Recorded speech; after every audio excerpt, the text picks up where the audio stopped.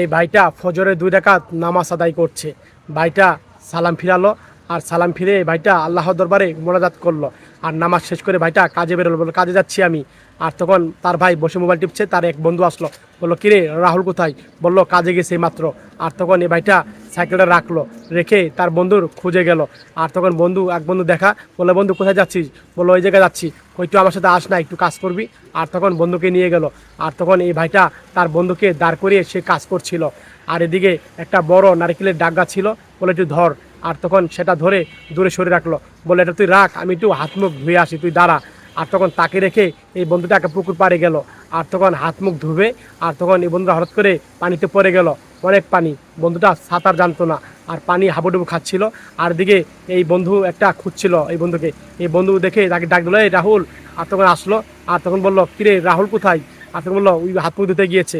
আর তখন সে তাকে খুঁজছে। আর তখন বন্ধুটা খুঁজতে খুঁজতে পুকুর পাড়ে যায়, দেখে এই বন্ধু হাবুডুবু খাচ্ছে।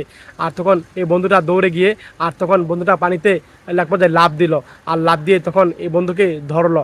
আর ধরে তখন বন্ধুকে আস্তে আস্তে করে উঠাচ্ছে। আর বন্ধুকে এক পর্যায়ে টানে উঠালো, আর বন্ধুকে বসালো। কিরে তুই ছাতা জানিস না? আর তখন বন্ধুরা অবাক হয়ে তখন কল্পনা দেখলো, আল্লাহর দরবারে 2 রাকাত নামাজ আদায় করেছে সকালবেলা, তার জন্য আল্লাহ তাকে মুক্ত করে দিয়েছেন, মাফ করে দিয়েছেন। এই ভিডিওটা দেখে যদি আপনাদের শিক্ষা গ্রহণ করতে